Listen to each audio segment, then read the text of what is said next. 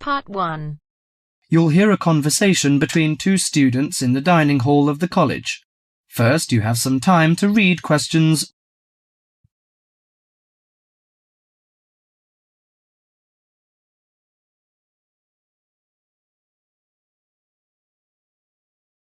Now listen carefully to the conversation and answer questions. Hi Max, how are you? Hi Melanie, I'm fine. In fact, I'm preparing the coming holidays and I want to have a car tour with my friends. That sounds lovely. How is your preparation? Well, I haven't begun yet because I'm not quite sure how to rent a car and what the expense is like and something like this. Ha, you've run into the right person.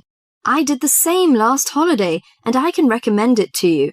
I went to Avis Rent-A-Car Company, which is at 14A Dover Road, Oxford. Let me write it down. Is it DOVER? Yes, and the telephone number is 634-0963. But if you book for the first time, dial another number with extension. That is 634-0853, extension 54.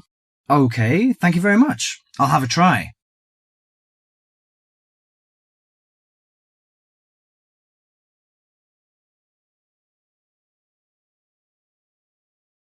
Before you hear the rest of the conversation, you have some time to read questions 5.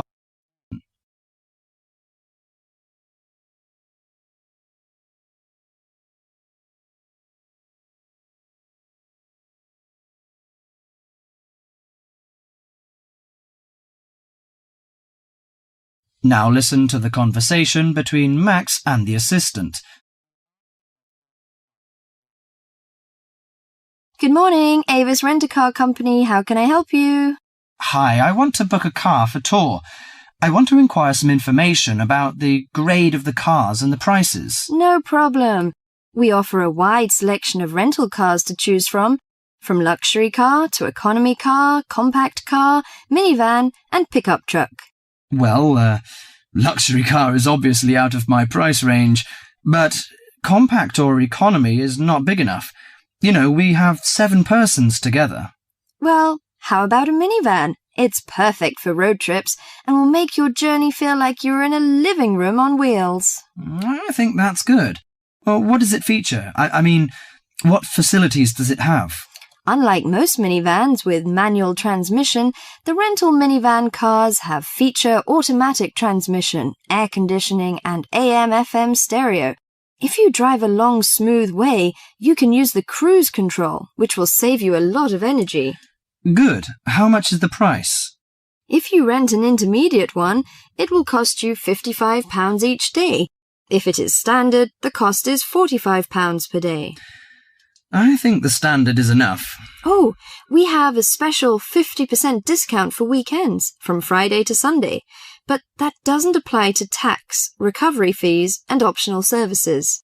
Well, what are the optional services? Well, they usually include some extra facilities, like first aid kit or something like that. I know. We plan to start off on Friday, so we have to prepare 1 day in advance. I want to book from 30th of April, which is Thursday, and it will end next Monday. OK. Could you leave your name and the driving license number? My name is Max, and the license number is M9021. OK. You can pick up the car on Thursday noon. Besides, we offer some optional services like street maps, flashlight, and sunsheet. What would you like to have? Flashlight is not necessary, I think. But street maps are useful, especially when we drive in a strange place. As for the sunsheet, I'd like to give that a miss. We don't want to spend too much extra money. OK, Mr. Max, thank you for calling.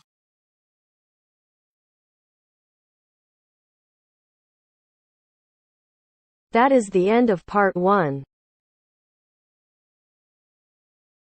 You now have half a minute to check your answers.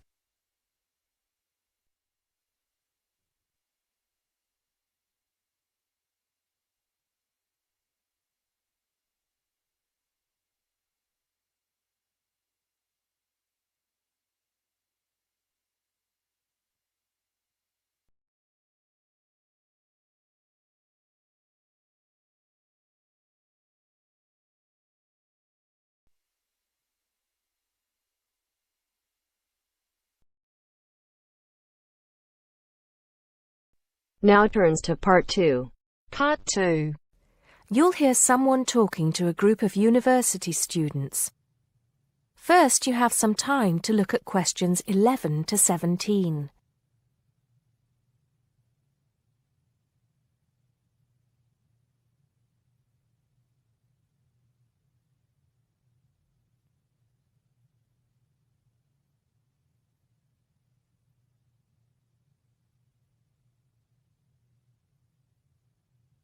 Now listen carefully and answer questions 11 to 17. Good morning, everybody, and welcome to Upton University. I hope you are settling in and beginning to find your way around. I know how confusing it can be when you start life at university, and that's why we have Freshers Week to help you find your feet. Before I go any further, I should perhaps introduce myself.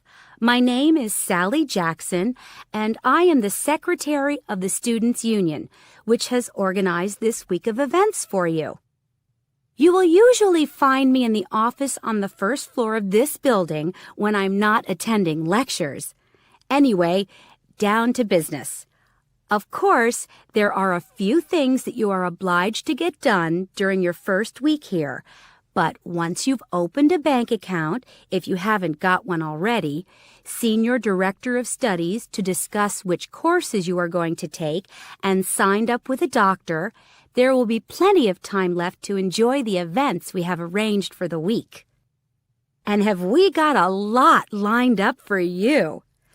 Throughout the week from Monday to Friday, every morning starting at 10 a.m., there will be orientation and welfare events. These will include tours of the campus, which, as you have probably noticed, is the size of a small town with 9,000 residential students, as well as sessions on developing study skills. We also have tours of Upton itself arranged for you, with a bus leaving from outside this building every afternoon at 5 o'clock. There are a number of interesting things to do and see in and around Upton, so you can expect visits to the castle and museum as well as the popular Ghost Walk. You'll need to sign up for this one, as numbers are limited. Just put your name on the list on the notice board in the entrance lobby. An important event is scheduled for Monday, that's the day after tomorrow, when we will be holding the academic fair. This is an opportunity for you to speak to students and academic staff about the courses that are on offer. The academic fair starts at 1 o'clock, by the way. There are a couple of other fairs that I think will interest you. First of all, we have the Societies Fair on Tuesday the 16th, which I think is an absolute must. You might not believe it, but the university has over 150 societies and sports clubs you can sign up for, so you are sure to find something of interest to you. That also starts at 1 o'clock, and it will be here in the Union Building. Also in this building is the Trade Fair on Wednesday from 2 until 5 in the afternoon. This one might sound a bit strange because you will find a load of banks and other businesses here trying to get your custom. You will find plenty of bargains and, best of all, a lot of the businesses give away stuff for free. Before you hear the rest of the talk, you have some time to look at questions 18 to 20.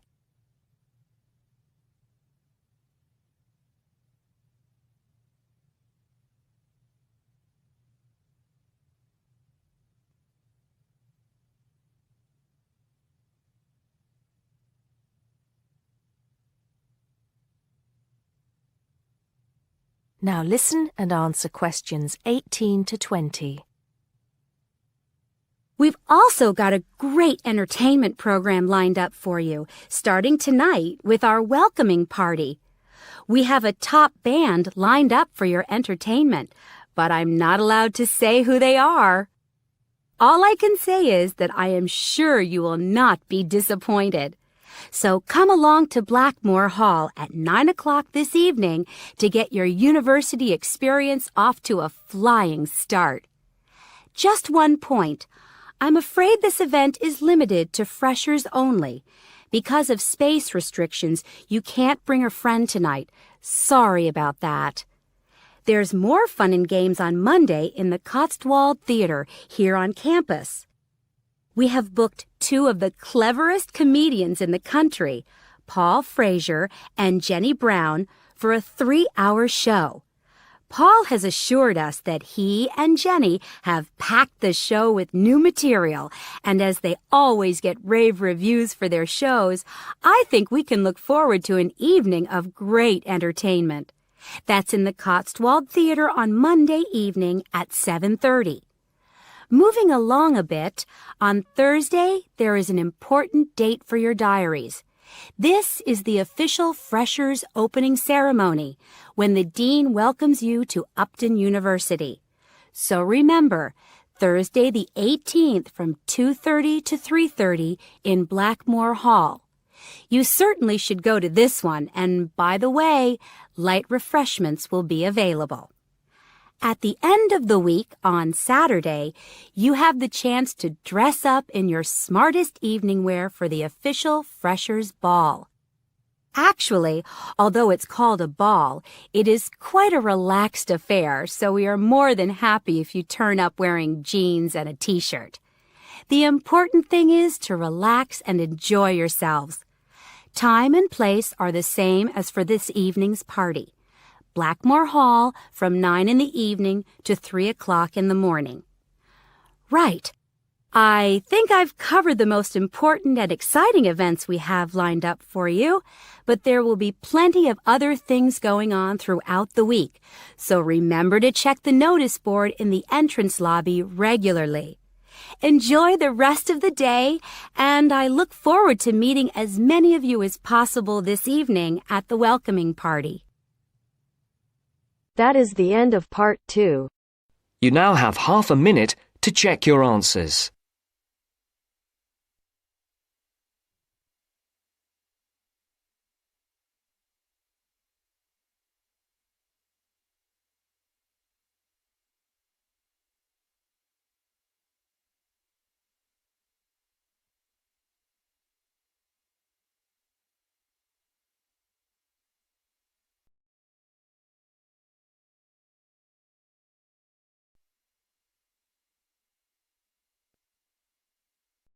Now turns to part 3.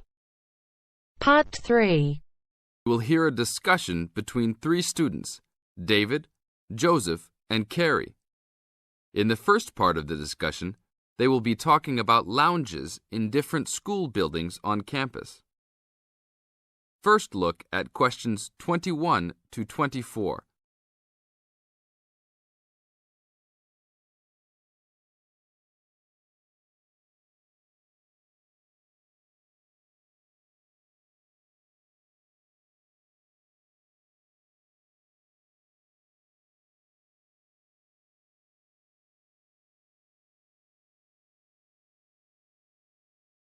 Now listen to the first part of the discussion and answer questions 21 to 24.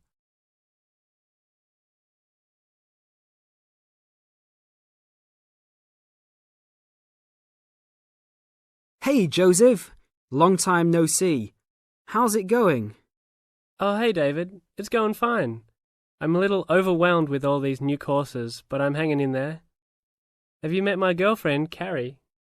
No. Hi, Carrie. Hi, David. Joseph told me about you. You two had quite the time last semester in European history, I hear. Yeah, we like to hang out after class. Now it's a little harder, though. Lounges aren't as good as they were back there in Wilson Hall. Yeah, they had chairs, couches, and tables to put your stuff on. And that lounge was full. There must have been 25 seats in there. Really? The lounge in Jones Hall, where I have my communications course, only has about 10 chairs. It's awful. We all just stand around or leave. I wish we could hang out more. Well, Agriculture Hall is next door. Their lounge is on the first floor, and it has couches. I think there are about 6 of them, and they're comfortable and hardly used at all. That's not a good idea. Thanks. But don't go to lounge at Skidmore Hall. I don't even know why they call it a lounge. It's just 4 chairs in the corner of the main walkway. In the second part of the discussion, David, Joseph, and Carrie continue talking about conducting a survey.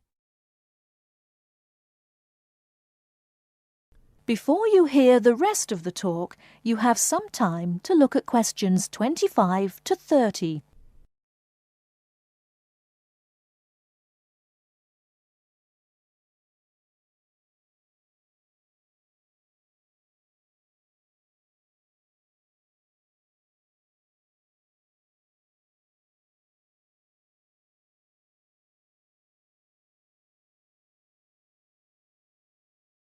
Now listen and answer questions 25 to 30.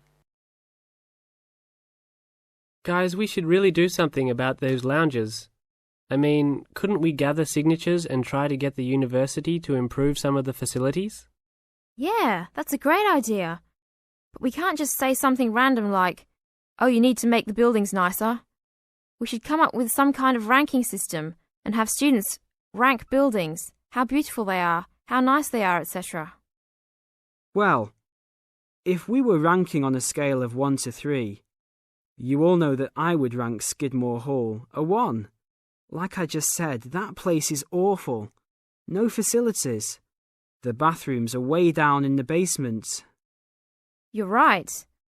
But they do have a nice balcony on the 3rd floor. That might increase its value. But you shouldn't rank the architecture. You should rank how nice the building is for students to hang out in.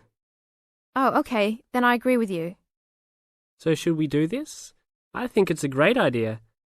But let's try it ourselves on a couple buildings so that we can work out any bugs in it. I think Wilson Hall is the best. Sure, but we've already begun. We will give a building 1 point if it has poor facilities, not enough chairs and no vending machines, that kind of thing. And give a building 2 points if it is okay or acceptable. We can rank buildings that we really like as having 3 points. So like Joseph said, I think Wilson Hall is the best. It should have 3 points for sure. And Skidmore has a 1. Now what other buildings should we rank? How about Merris Hall? No, they're not done with that one yet. But it looks like that will be a good place to hang out. How about Agriculture Hall? You said something about that hall a bit earlier. Oh yeah, they have that lounge with couches that no one uses. But that might indicate that people don't hang out there for other reasons. They don't have any drink machines. That's why I never go there. Oh, well, then I think it's an average building. Let's give it the middle ranking. I agree. It could be improved slightly, but it's got a couple of nice features. I like that lounge in that 3rd floor, for example, but the stairs are too short. I always trip when I'm walking up them. This ranking is getting complex. Okay, one building we haven't talked about is Canton Hall. What do you guys think of Canton? Is that next to the law building? Yep. It's got this excellent connecting corridor with chairs and desks to relax and work at. The cafeteria there is great too. I think that place is just as good as Wilson. Well, I've only been there once, and didn't know that was what it was called.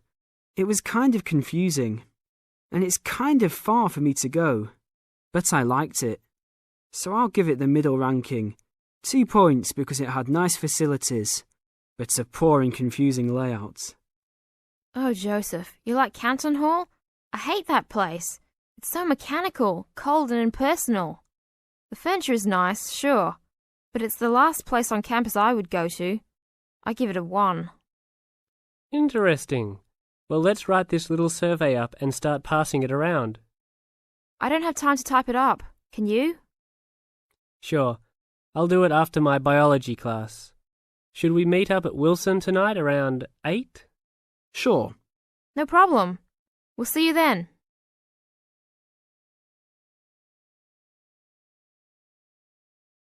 That is the end of part 3. You now have half a minute to check your answers.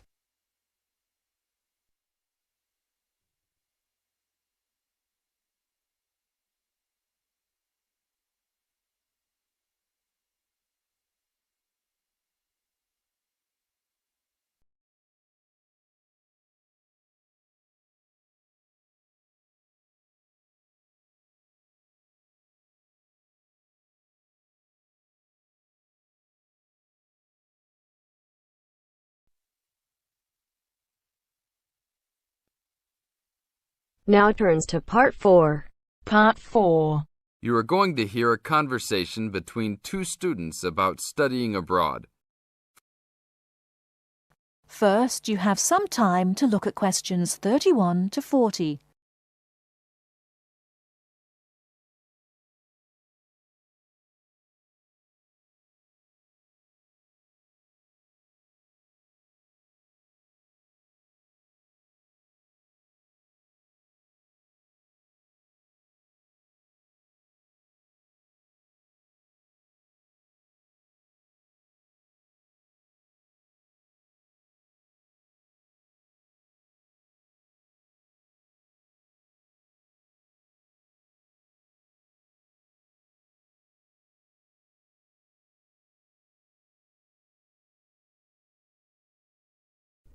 Now, listen carefully and answer questions 31 to 40.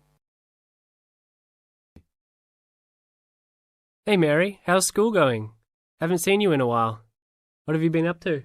John, good to see you again. I've been really busy the last couple of weeks. I'm applying to study abroad next year. Really? So am I. I think it will be a great experience to be able to study in another country. What country do you want to go to?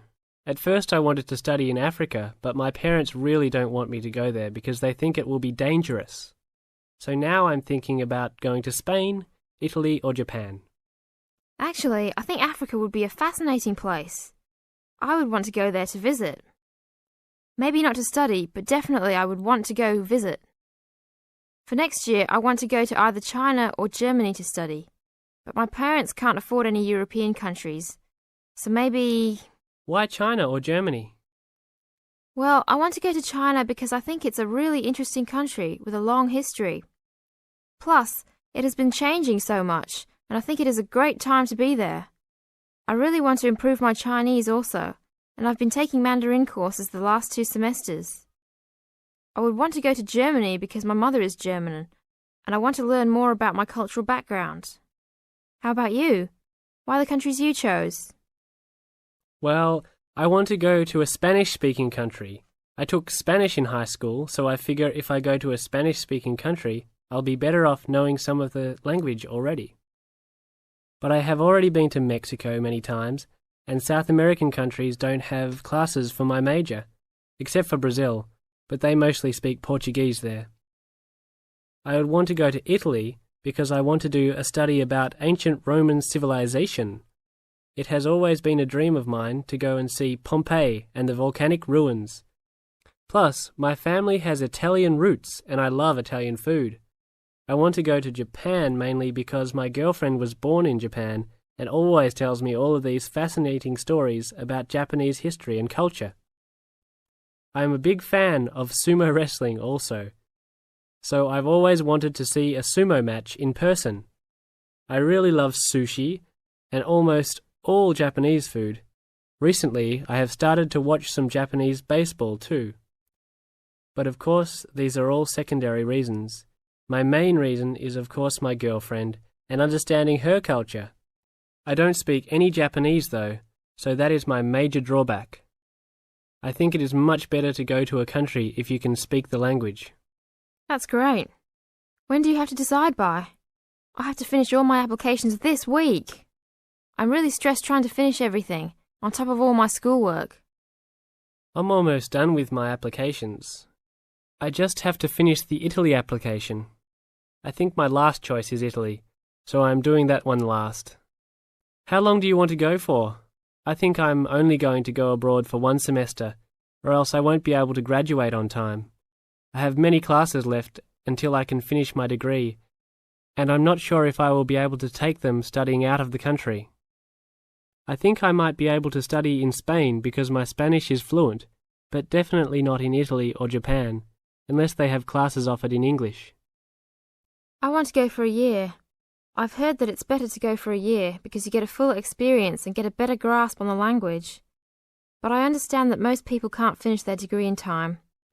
It was hard trying to decide which country I would rather go to, but I think my first choice is to go to China. I know Germany will be great also. Either way, I will be thrilled to have the opportunity to study there. What's your first choice? I really don't have one. Actually, I think I'm like you. Just being able to study in another country will be great. Either Japan or Spain will be awesome. Italy will be awesome too. But I've been there a bunch of times, so I think I prefer to go somewhere else. Sounds exciting. We'll have to go to class now. It was great talking to you again. See you around next time? Yeah, sure. See you around. Hope that everything goes well. That is the end of part 4. You now have half a minute to check your answers.